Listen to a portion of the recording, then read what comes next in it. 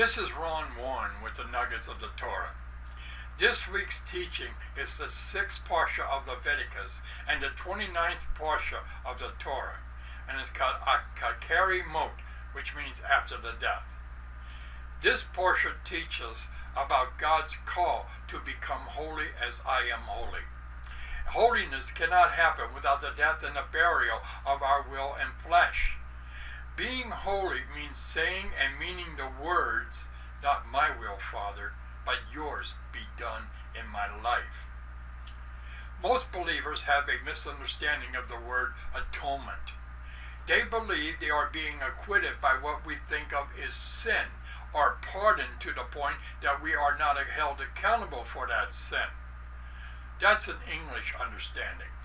The English language did not exist when the Bible was written. The essence of the action that the Torah describes is kafar. This places the word atonement as covenant. Outside of the context of a living, vibrant, growing covenant relationship, the word atonement makes no sense. What needs kafaring has its root and essence in covenant. Kafaring is not a moral failing or any antisocial behavior pattern. It is a breach of covenant. Immorality and social welfare is not what makes kafaring necessary. It involves the restoration of covenant relationship. Now, what does that mean? If we are part of a covenant, then everything associated with our lives will, at one time or another, need what we call atonement. Atonement is not a theological concept that we are supposed to believe with our minds. It is a covenant reality. Consider this. The book of Leviticus can be divided into 2 sections. The first half concerns the operations and the sacrifices in the tabernacle, and the second half covers topics outside of the tabernacle. The words Ani Adonai, I am the Lord, is found only 2 times in the first half, and it concerns the food and the tabernacle, and it's recorded in Leviticus chapter 11, verse 44 and 45. But in the second half of the book of Leviticus, the words Ani Adonai, I am the Lord, is used over 50 times, and this is outside of the tabernacle. Why? The dwelling place of God's Shekinah is in the tabernacle, as emphasized in Exodus in the first half of Leviticus, and it could be easily led to a mistaken conclusion that the Shekinah is limited to the tabernacle. And we get behavior is great while we're visiting the tabernacle, but we can act any way we want away from it. The second half of Leviticus destroys that misconception. The tabernacle does not limit God's Shekinah. It channels God's presence from heaven to earth in order that it can originate from the tabernacle to the rest of the entire land. The second half of Leviticus contains commandments, which translates the intense level of Shekinah found in the tabernacle into our daily walks of life. You must realize God created 3 realms of holiness, and they were set down forever in the second half of the book of Leviticus.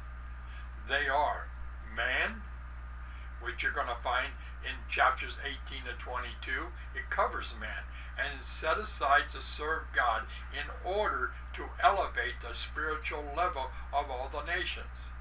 The second one is time.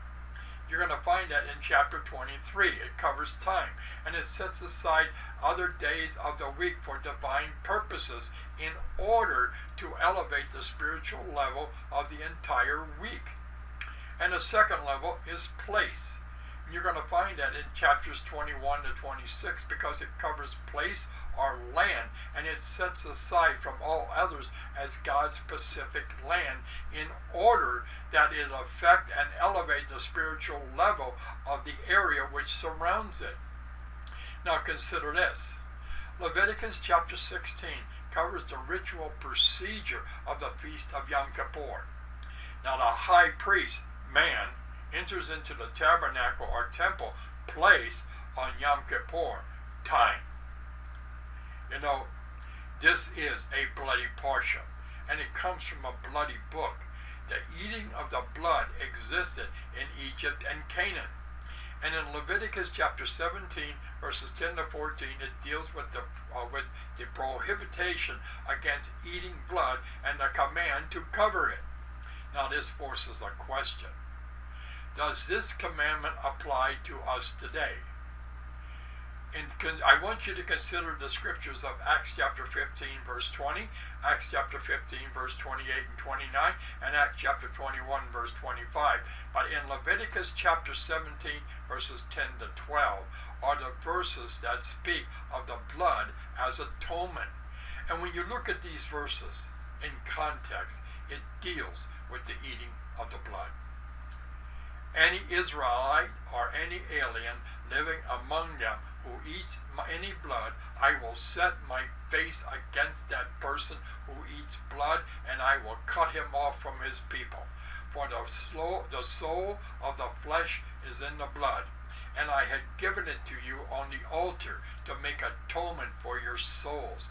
For it is the blood by reason of the life that makes atonement. Therefore, I say to the Israelites, none of you may eat blood, nor may any alien living among you eat blood. Again, why the blood? For three reasons. The first one is it's the life giver. Remember what I just read? For the soul of the flesh is in the blood. Blood is the life giver of the body, and it's something sacred and withdrawn from ordinary use. By not eating blood, man is honoring life. To eat the blood is to despise the life. The second one was given to man, again, and I have given it to you upon the altar. Now there are two basic reasons why the blood sacrifices existed in the pagan nations. One was to provide material from which the animal by which a soothsayer can discern the future of the worshipper. Livers were often used to determine whether or not a person would succeed in a particular endeavor. An example of this would be generals foretelling battle outcomes. And the second one was to appease the deities by giving them food through sacrifices and offerings. Remember, the pagans had no concept of sin. Now what's the difference? The blood on the altar was a spiritual welfare of the worshipper, not for the gratification of God. And the third one was to make atonement. Again, I read to make atonement for your souls. To make atonement means to cover over.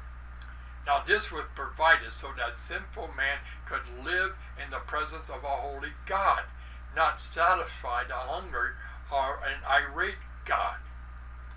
Now in requiring the blood atonement, God was teaching mankind three things. Number one, how serious man's sin is. Number two, that there was a breach in the relationship between God and man. Number three, any sin was a crime punishable by death. This showed God's justice, but it also showed God's grace. God accepted the death of the animal as payment for the sin, and the blood covered over his sin. And the shedding of the blood was a sacrifice, and the life for the life was a substitute. Now, how does this apply to the blood of the Messiah? 4 ways. Number one, it deals with a renewed covenant. Matthew chapter 26, verse 28 reads, For this is my blood of the covenant, which is poured out for many for the forgiveness of sins. Yeshua was telling his disciples that his sacrificial death was the life which sealed the covenant renewal, and his blood was the blood of that covenant. The second one was through redemption. In Ephesians chapter 1, verse 7, it reads, For in whom we have our redemption through his blood, the forgiveness of our trespasses, according to the riches of his grace. This redemption doctrine is based on actual slave practices in ancient Greek world. The master would bring his slave to the slave market in the city, and the slave would be put up for sale and bids would be offered. And when the master accepted a bid, he released all ownership claims to that slave. The slave was released or redeemed from the old master, never to come under his ownership again. And when the new master or the new owner purchased the slave, he paid a price. This is called a ransom to the old owner. And in Matthew chapter 20, verse 28, it reads, "Just as the Son of Man did not come to be served, but to serve and to give his life a ransom for many." But you've got to remember a very important statement. When the new owner redeemed the slave was still a slave, the personal property of the new owner. And this is what happens to us on our spiritual level in the Messiah. We were once a slave to sin, and Yeshua purchased us in the slave market where the price is paid, his life. The ransom for this purchase was the blood of the Messiah. He is now our owner. And what does that mean? It means we are not free to do whatever our flesh desires, but we are free to serve our new master, the Messiah, Yeshua. Number 3, it deals with being justified. In Romans chapter 5, verse 9, it reads, "Much more then, being now justified by his blood, shall we be saved from the wrath of God through him?" Now, justification means that a guilty sinner is legally acquitted by the judge of all mankind. And the book of Romans is a book about the doctrine of justification. Justification places us in the realm of the courtroom. Now this opens a question. What was it that enabled God, the perfect judge, to grant forgiveness and a legal pardon to sinners like us? The penalty for our sins were carried out on the Messiah. Because of his blood, God transferred his righteousness to our account, making us righteous. And once we were counted righteous, the judge legally pronounced us acquitted. The blood of Yeshua was the key element for our justification. The fourth way is through cleansing.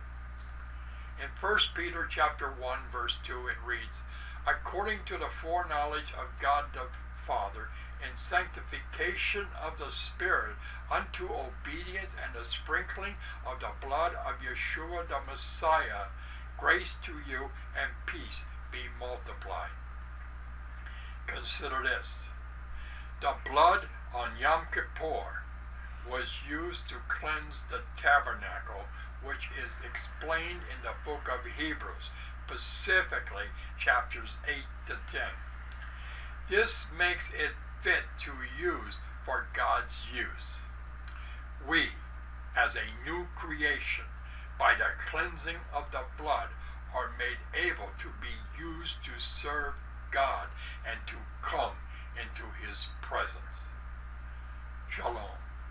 Until next week's episode of the Nuggets of the Torah.